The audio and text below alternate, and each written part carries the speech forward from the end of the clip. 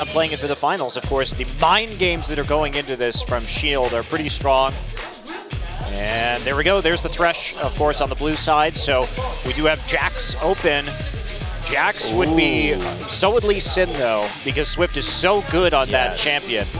And Shyvana also open, but Shy may be comfortable just picking that Jax up. Of course, Shy, a very famous longtime Jax player, but decides to take the Shyvana away from save. Shy also, of course, has a lot of experience with Shyvana. I think you have to take that Shyvana, actually, in the first pick. Save, of course, is so good at pressuring the map and flanking and getting onto your carries on Shyvana that you really can't let him have that. In any game that has a CJ team, and this NaJin White Shield always turns into who can first pick Shyvana, it seems.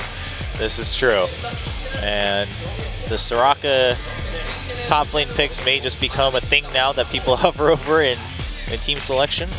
I'm not a big fan because I do think it's very risky to play, especially in a lane swap situation.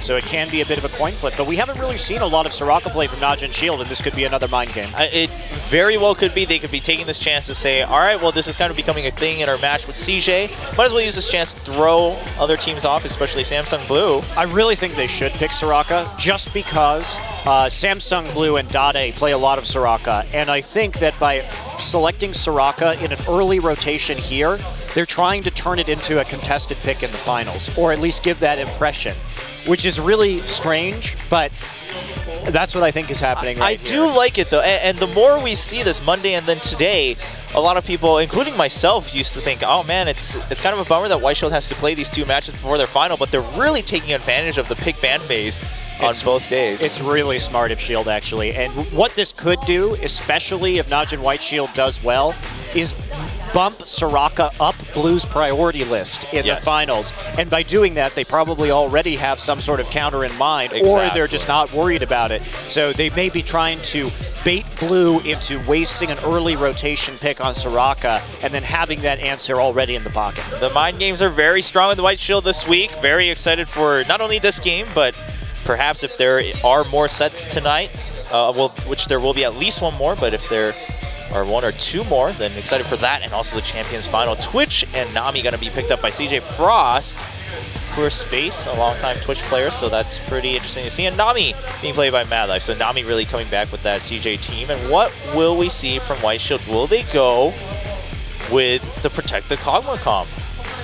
Could be. Again, this is mind gaming a little bit with the against Blue, who likes to run the Soraka Kog'Maw combo, and they were really the first team here in Korea to use that very well. So, and that'll be the lock-in. Sona, of course, Gorilla, a comfort pick for Gorilla, definitely. Yes. Thresh and Sona are his two main champions, and he doesn't have the biggest champion pool, at least at the competitive level, despite being a very highly ranked challenger player here in Korea. But great for Poke and Siege, and great for peeling for Kog'Maw. Now, there's the Yasuo, and that'll just be locked in, but the answer will be potentially that Kale. Oh, man. For more Kog'Maw protection. How many mind games can you throw into one pick and ban phase from White Shield? Ooh, Syndra. I like this a lot, actually. Just cycling through all the choices for Ggoong. The problem with playing Syndra into Yasuo is he can block your ult. Exactly. So that's pretty devastating. He can block every single one of those. That may not be the best situation. Zed pick up, possibly, but yeah, KO would make the most sense. It fits with, you know, the Kog'Maw comp, and it also throws Blue off even more. I saw CoCo play this. I can play it too. So Ggoong really trying to prove a point here. Ggoong turning into the new Faker. Whenever my opponent plays champion, I must pick it up and show it off the next game we meet. I love it. This is a really good composition, though. Again, it's going to scale similarly to what we saw from Blaze in the last game. Save will be running the top lane Soraka, of course, but running it with Frost, starting with all wards for MadLife. Yeah, Save did switch over to heal at the last second, so we will not be seeing Ignite Soraka, which would have been very strange. Super aggressive. Ooh, Ggoong is actually going for Ghost and Flash this game, so some different summoners. mixing it up, and I'm very curious how he's going to use these abilities. Of course, if you do build the Kayle, the issue with Kayle, of course, is that with the Hurricane build, she is very squishy. Yes. And so, with Ghost in a team fight, you can kite really efficiently with her with a Hurricane. And with everybody trying to dive into the composition of NaJin Shield, with Evelynn, Shyvana, and Yasuo all trying to get deep into the back line, it's going to be potentially quite a good pickup, even if he does lose some pressure in lane as a result. Yeah, I do like that. Now, of course, that means only one exhaust for NaJin, so they're going to have to probably just put it on CoCo no matter what, unless, of course, Space gets like a single flank or such assassination attempts in the middle of the game. Swift inching forward here, trying to see if he can get some eyes on Ggoong without being seen himself. Yeah, this is pretty interesting here. It looks like Space and MadLife are going to want to go for the lane swap. All right, and we're going to see Zefa and Gorilla call them on that. So we will just see the duos in top. Well, Save sticking around the blue buff to help Watch start off on the blue, safe and sound. A pink ward placed by CJ Frost in the entrance to their blue buff. Yeah, it looks like MadLife and Space actually are betting on the fact that there will be the duo in top. Otherwise, that would be somewhat of a risky red buff to take, because if Kog'Maw and Sona were on the bottom side, they don't have any wards, and a delayed invade could have actually really messed up CJ Frost right there, but they felt comfortable enough in that, I suppose. Still a little bit of a risky play, especially for a full ward start. I'm not sure how much I like that. We just see some minor training, of course, only level 1. So Space and MadLife, but with that trade, Zefa actually taking advantage of the positioning there to shove Space off of some last hits here. But trading going back and forth, the MadLife doing a lot of damage with Space onto Gorilla early. Well, the lane is very squishy. That's the thing about Kog'Maw Sona is, yeah, you've got that sustain, you've got that poke, but it's rough. Ooh, yeah, we're slowly turning even. Now Gorilla did have to take that Arya level 1 for the heal and, of course, the defense buffs, so they're not going to be able to trade as aggressively, but Zefa's running pretty low. He actually gets bubbled. Space gets to slow. They get the level 2. Zefa just hits level 2. Levels up to stay at similar health. Yeah, they had to use 2 summoners, though, in exchange for only 1, so some good early aggression. You'll notice that they back off right away. They didn't have knowledge as to where the jungler started, so Watch could have been there. He could be there right now. And Space is coming up, gets a slow onto Zefa. Now turning his eyes onto Gorilla. Gorilla gets bubbled. Zefa trying to chase Space away with that Void Ooze. Gorilla turning around, but we have Swift flanking around with the double buff. He might just make a double kill happen here. Flash is used by both. Swift chases through, gets first blood onto Gorilla. Yeah, that was really well played by Swift. If we look at the setup for that gank, okay, so we knew that CJ Frost did not have knowledge over the jungler's start location. So there was a possibility that he went blue to red and would be up there at 3 minutes. However, Swift was standing in the tri-brush, and when he didn't come, they decided to make a play as the trading continued very favorably for CJ Frost. So it's the little things, but that was a very safe gank, actually, and you can tell how they play it out, given the knowledge that they have over the jungler's location. Very nice to see clean play coming in and not getting greedy over the double kill. So Zefa is still, of course, both summoners down, and Swift now here to make sure that things are safe with Shy. We saw Watch here maybe looking for a gank opportunity, but lane was too shoved. And again, with Soraka there with the heal, don't really have the kill pressure this early. Yeah, and Shy is getting decent farm under the turret right now. You can see using the burnout just to tap the minions just enough so that he can auto them after one turret hit. And he's kept up nicely, and he should feel pretty safe under that turret. Not a lot of kill pressure in a Soraka lane. It's mostly just annoying. And CoCo and Ggoong going just about even right here. Yeah, mid lane's been pretty quiet, but maybe not for long, as we do see both junglers converging here in the mid lane. Swift is just scouting things out to make sure things are safe. Maybe looking for a counter gank, in fact, as Watch roams around. He is going to be spotted by the pink ward, and as he leaves the lane, Swift comes back in, but just to leave unseen. Or maybe wrap around, just taking his time. Might run right into, he's actually just going to go on to Ggoong with the knockup from Yasuo. They're going to blow both summoners from Ggoong at the same time. Wow, that was a little bit of a panic, I think, but especially because Watch was there to use both summoners, but better safe than sorry. He does get out. CoCo didn't have his ult yet, so wasn't able to keep him suspended and finish off the kill. But Ggoong, you can tell how squishy he is early on. Going for that Codex right now. So pretty straightforward build, just getting a little bit more AP damage early on. CoCo used his Ignite, still got the flash up. Yeah, in bottom lane we saw Shy just taking some hits in order to make sure that he can try to stay somewhat close in CS. He did have some pots still to go on, and in the top, we do see Space constantly just harassing Zefa, pushing him back into the lane. But Zefa actually keeping up very well in CS, despite having lost his support early on. Yeah, so CJ can feel good about, I mean, both teams are going to feel fine. They're going to scale about equally into the late game, and then it's going to come down to a lot of positioning and team fights. But this is a very strange comp for NaJin White Shield to run. They haven't really done anything like this before. New champions coming out in terms of Soraka and Kale. Watch is going to find Swift. So Swift is going to stick around, use his lens to clear that ward.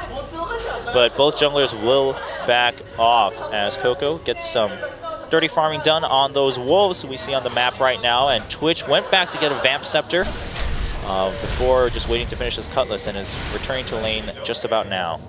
Yeah, Zefa, though, without that Vamp, he's going to have some issues. They're doing a good job of zoning right now. And there he goes, poke from the Spell Thief. Doing some damage to MadLife, but you got to be careful. Zefa actually has a level advantage. Yeah, that time away from lane is hurting Space just a tad bit, but of course as the lane goes on, that Vamp Scepter is going to come into play. Both supports have some sustain for their AD carry, so we'll see how it all evens out. MadLife is going to have to watch how he uses his mana in terms of harass and sustain, though.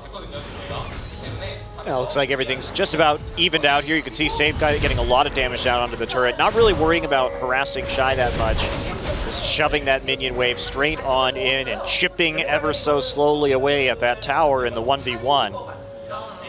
NaJin, in spite of that early death, just A-okay. They haven't really fallen behind on farms. Zefa's been doing a good job of that. And they're just staying far back right now. Yeah, don't want to get caught by Swift once again. They haven't had vision of Swift in a little while, so staying back and then just picking up the farm as it comes in. Zefa's still not too far behind in terms of CS. In fact, we'll catch up here with this wave, so not an issue at all. Puts some trade down onto Space, and Zefa should be pretty happy about this for now. But we do see both junglers in the vicinity. Watch is going to finish that red buff. We'll see where he goes. Swift, in fact, will actually be moving down into the mid lane. Just trading a little bit with the Bio-Arcane Barrage, where they back off, and the junglers really haven't been able to do much. There's not a lot of kill pressure in these lanes, actually, except for in top lane for CJ. Unlikely that you're going to be able to get a kill pre-6 for Gorilla. He needs that crescendo in order to lock somebody down. And there we go, teleport straight into the bottom lane again from Shy. He's now fallen behind in terms of CS. Go catch that wave, 2,000 gold, and that'll be a Chalice and a Codex for Save as he comes back into lane. Space had taken a little bit of a hit, but does get healed up by MadLife's Nami. So top lane will just be equalized once again. Blue buff on Ggoong in the meanwhile.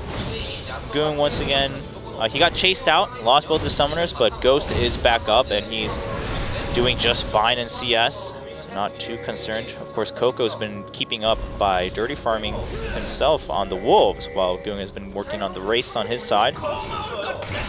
Yeah, in this game, CJ's really going to have to use the Twitch pick potential and the teleport to the fullest. That's how they're going to win, is by outmaneuvering their opponents here on the map and taking as much as they can after picking up a kill with the teleport or with an invisible Twitch, just surprising somebody. So while CJ will have a strong 5v5 as well, in the mid game, they really should focus on just trying to get the Kog'Maw, gank him while they can, or take down Kale in order to create pressure and get a global gold lead, because otherwise Save is just going to have an easy time taking down turret after turret by himself, or the 5-man group with all that disengage. Maybe seeing a very similar game to what Blaze showed us last time. Ooh, Watch is here in the bottom lane, but Swift calling them on this one and heading straight to this 1v1 lane. Now again, not that much kill pressure by Watch and Save, and Swift is going to run right into Watch. Watch sees him first, he doesn't hit the Sonic Wave, and we just won't see a fight happen. They will pressure it in. We'll see if they want to take this tower, but a new wave is here just in time for CJ. Swift pretty low, though, so as long as they know that CoCo is nowhere near, I think Save and Watch are pretty comfortable just shoving this lane up once again. Yeah, there's not really anything they can do. Save is itemized with some MR first, which will negate the damage coming out of Shy and Swift, really. Oh, so. Shy still starts the fight just to secure that tower, and they're actually going to go in with Agony's Embrace. The heals come in, Save just trying to run away. Meanwhile, Ggoong picks up a kill in top with a dive, and we're going to see Gorilla survive Zefa continuing to just pick up that kill. Shy gets really low, does not get taken out the final banana, not strong enough, but they get a kill onto Swift as CoCo comes in to clean the fight. Can he catch up to Watch, though? Shy trying to run up and doesn't hit the E. Watch still at okay health to not die from Shyvana, but CoCo still chasing through. CoCo does have that static shiv. Yeah, he's got a oh, he's going to flash over, but we do see a continued flash from Watch, and then he ward jumps onto his own ward, and Watch will go down to Ignite.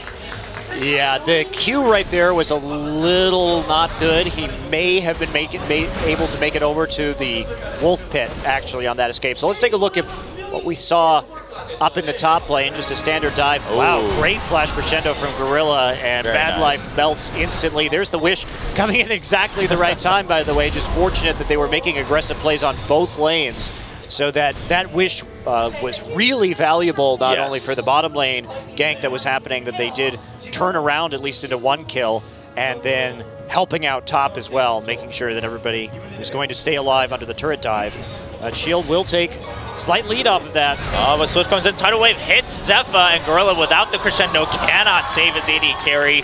Really no escape for Kog'Maw at that point. Flash was also down, so just gets bubbled and taken out by Swift. Yeah, Frost taking very good advantage of that timing window. They know what they have to do. They've got to keep that Kog'Maw down now, and they're successful at it. NaJin Shield will go ahead on the other side of the map, take a dragon. Yeah, so both teams just responding back and forth. Now CoCo does have 2 kills, but Ggoong just trying to bait them into a fight. And the wind wall not doing much against Kale for now, but Save gets just battered by Shy. Shy now caught amidst the enemy team. Watch does go in for the 1v1 duel. Meanwhile, Save picks up a kill onto Swift. Evelyn's still a little bit too squishy.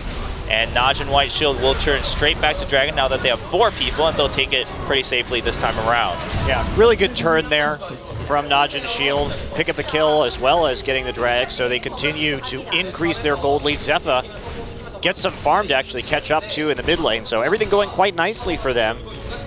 Yeah, that was a really nice bait by Ggoong, baiting 2 people in and then actually not even having to use intervention on himself, but using it on Save. Let's look at that again. Yeah, and he just maneuvers over past the side of the wind wall right there and finds Shy, but they just collapse on him, slow him down, and that gives him good time to finish off this Evelyn. And I love how they don't chase right here either. Just go back, take the dragon, the more valuable objective at the time, and play it a little safe, play it a little more conservatively. Yeah, White Shield just so aware of what to prioritize in the game. Of course, that's been how they've been winning a lot of their games. So Save just farming alone, 2-1-1, feeling pretty good about himself. We have had that finished Nashor's Tooth for a little while on Ggoong. Now with Sork Shoes, so not going for the Berserker Greaves that CoCo has shown us. Ooh. Nice. Meanwhile, Ggoong is going to get bubbled. That's just going to allow Swift and CoCo to run away safe and sound. Yeah, they were too scared, though, of any follow-up. They didn't have vision over the enemy jungle, so they didn't want to go in and take a risk onto Ggoong right there. And, of course, the tower up, they have been too much in taking some shots, and that'll be another ward denied. So 2 pinks protected well by NaJin Shield. Shy is free farming up in the top lane, trying to make up some of that farm deficit that he picked up. And Save will be going for the Rylai's this game right after the Chalice. All right. So we'll see some points, of course. Shy, how much can he catch up? How useful can he be in that next team fight? That was how Save brought the game back for Shield on Monday. His Kha'Zix was completely shut down, but he farmed up quietly throughout the map, made it work, and this time he's showing up to make sure he's just a constant annoyance to Shy. And of course, Save can shut down that teleport with a silence, so should feel pretty good about blocking this split push / freeze attempt by Shyvana. Yeah, they really need to start grouping up and putting some pressure down. And if you'll notice what they've broke. Uh-oh, Zefa gets caught way off guard, gets bubbled. There is a nice crescendo, but a tidal wave to follow up, and Zefa gets locked down. Gorilla also in trouble. Does not go down just yet, but Space flashes forward. The poison not going to take Gorilla down. Nope, there's the heal. Yep, just in time. Of course, the pot was also taking for Gorilla. Ggoong showing up to protect the tower. But MadLife, really good call on saving that tidal wave and using it during the crescendo stun, for he was not stunned himself. That was really good timing of abilities from MadLife right there. Knowing that the crescendo was coming in, he backed off in order to use the tidal wave. You're absolutely right to pick that up. And I like what we're seeing from NaJin Shield, though, as well. They've gone ahead and put Ggoong into a side lane and let this Kog'Maw farm mid. He's safest there. It's a short lane. He did just die, of course, but it's still the right decision about where to put him in this game at the given time. And KL should be doing very well in that any kind of duel that will happen in a side lane. So, yep. Meanwhile, we did see a 3-man push here in mid. Ggoong takes a lot of damage, but will just escape with double heals from himself and Soraka. Meanwhile, CoCo will take down the tier 1 in bot, and Zefa now sent up to the top lane to try to farm safely.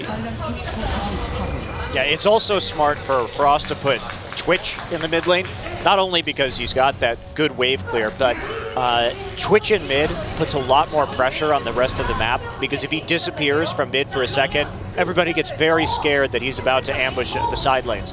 So it maximizes kind of the psychological value of a Twitch being on your team. Absolutely. Now Zefa just keeping this lane right around his side of the jungle so he doesn't have to extend too far, but still making sure that he picks up all the CS that Shy pushes back up.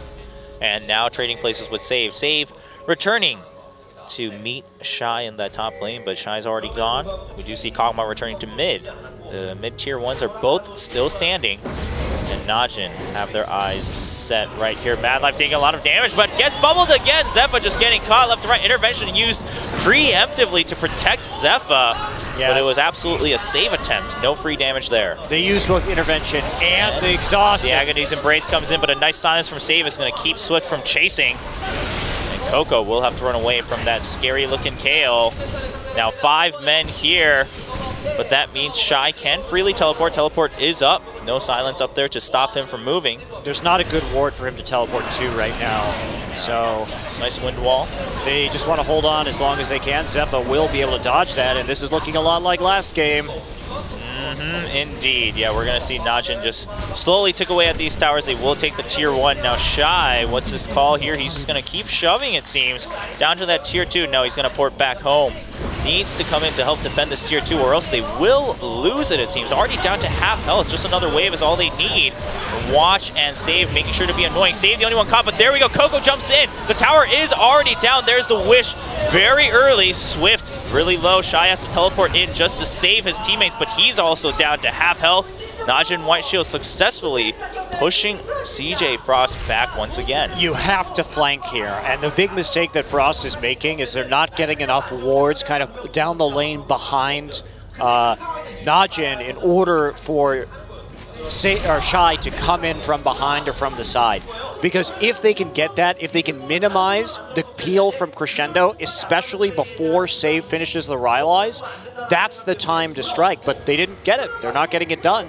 And they're going to miss that window, because when Save gets the Rylai's, this changes entirely, and it's going to be even more difficult for them to flank. But yeah, you really have to be careful in that situation so that you can get onto that back line and blow up the cog as fast as possible. They're trying, though. Oh, Swift wants to run in, but doesn't have Agony's Embrace. They do catch Save, but there's the intervention. Save is very healthy right now, and Shy gets slowed down by Ggoong. But NaJin White Shield playing so smart. They have no interest in fighting. Tidal Wave doesn't catch anyone, but there is a bubble. Catches Save. CoCo jumps in. A nice crescendo will save him as Save flashes out. And now Zefa and Gorilla are in trouble. Can their teammates come back to save them in return? No, Gorilla will be sacrificed, but Save and Zefa still alive and well. Yeah, the Tidal Wave did do a good job of zoning out, but other than that, I mean, the heals are just getting a little bit too much. And again, that's Shy not coming in at the best possible angle right there. He didn't have a whole lot of choice. Now, they did pick up a kill, but they're not converting this into any objective, really. CoCo just going to farm out the bottom wave. Let's take a look at this again. So Shy comes in, and actually, they couldn't use the last breath because of the Kale ult onto Soraka. There's the Tidal Wave, and now they nearly are able to pick up Save, try to knock him down, but the heal just a little bit too easy for Save. Now they are going to transition this. Gorilla has no mana, no ultimate. Yeah, CoCo flashing forward to pick up that kill, but as you mentioned, doesn't transfer to anything else. The Rylai is now finished for save. And NaJin White Shield, that was the thing. They had so much gold during that fight. That's why they weren't interested in fighting. And we see parts of a Lich Bane coming out for Ggoong, and they're going to try to chase through, but watch, cannot follow thanks to a nice bubble from MadLife. MadLife's been pretty on point for Frost this game. Ggoong just going to go ahead and tank a little bit until the minions get there. Yeah, the Lich Bane really is just to kill towers extremely quickly. They're trying to turn this into a siege comp that can push as fast as it possibly can, and that Sheen really going to help out. Yeah, it is going to do quite a bit of work, so it's not going to be that build that CoCo has been showing us, but just... Well, not yet. Not yet, but not in the order, rather, and just working on what works best for them right now. MadLife already down below half health. And all 5 members here once again. Teleport is down, so Shy also locked up here in the top lane. And it's just going to be a repeat of what we saw in the mid lane. Flank's not happening thanks to some nice warning from NaJin. There's the pink ward. It will be taken out. 3-man Agony's embraced by Swift, but can they get the tidal wave onto Zefa? No, they don't hit it. And also the Shyvana ult not hitting anybody, so CoCo cannot jump through with last breath. A double bubble, and he finally goes in, locks him up, but saving Ggoong. Massive heals coming in from everyone. Wish also used, and a crescendo locks up MadLife and CoCo. Can NaJin pick up kills? Zefa gets one with save, and Ggoong also chasing up, and it's just a massacre as NaJin White Shield picks up a team ace against CJ, while they still have 3 members alive. Yeah, the most unfortunate thing about this composition is that with Shyvana and Evelynn, these are the champions you want to play against what NaJin is running. These are the champions that can really get onto your flanks, but they're not able to do it. The ward coverage has been good on the flanks from NaJin. You can see how they're putting the pink wards down to make sure they can watch that Evelynn, and MadLife didn't get the best tidal wave there. They kited it out too early, and this will be a free Baron for NaJin White Shield, and they are looking good. Yeah, they played that out very well. Save gunning a little bit low, but yeah, they're just going to now let Zefa tank it at the very end, and Baron buff onto all 5 members of White Shield. Things are looking pretty dark for CJ Frost right now. Yeah, the Rylai is doing a lot of work in that last fight as well. Really the key item that contributed to that success, because they were just a tad bit short of getting into that back line. Had it been a little bit more successful, it would have looked pretty different, and had either the Shyvana ult or the Nami ult happen, the last breath would have been a lot earlier, and maybe, just maybe, CoCo would have been able to burst somebody down. Now, in this situation, I'm not sure the blade is the best item for Yasuo. And here we go. Yeah, just coming in again, and they just run straight at it. That's not going to work. And there you go. The Rylai is just slowing everybody down. Shy just a little bit short. And it was a really good bubble that allowed the Yasuo ult to happen. But again, the kiting, the AoE from Twitch also just not quite hitting them. And then they're able to quite easily turn it around and then turn it into a Baron. And really good targeting from the team of White Shield too, leaving Zefa to clean out the right side of the fight, while the crescendo is followed up by Lee Sin and Kayle, and Save coming in right behind. So just very, very aware team fighting. I mean, White Shield has grown so much as a team. Yeah, the Blade of the Ruined King, this is very interesting in this situation, because normally you would want this on Yasuo. However, in this circumstance, you probably just want to burst as hard as possible and accept the fact that you're going to die, because you should have faith that Shyvana and Kayle can clean up if you can actually kill Oh, Swift gets a nice flank, but way too ahead of his teammates. We do see the last breath coming in, but Zefa is protected by intervention, and Zefa not being targeted right now. Shy has to run away, goes down, and Gorilla looking to turn things around. Save gets knocked up, but there's no damage to follow. Space gets chased down by Kayle in a double kill, and CoCo, the only one alive, has to run away from his base to port back. Zefa looking calm and cool with full health as they take out an inhibitor. Is White Shield looking to end the game? Looks like it, aggressively pushing forward. Swift up in 3, but other members still 10 seconds left with the heals. They're just going to go ahead and tank it. CoCo taking a ton of damage from Ggoong. Even that wind wall isn't going to save him, and Zefa just going to take him up from the side. Gorilla moving on forward to keep people zoned out, and White Shield ending the game at 25 minutes with their Kog'Maw composition here, as Zefa, the only one constantly beating on this Nexus, while his teammates keep him protected. And there we go, splitting 1-1, so we will be going into that Masters match NaJin wins, they'll be headed to the next round of the playoffs. If CJ wins, then we'll play another Masters game as a final.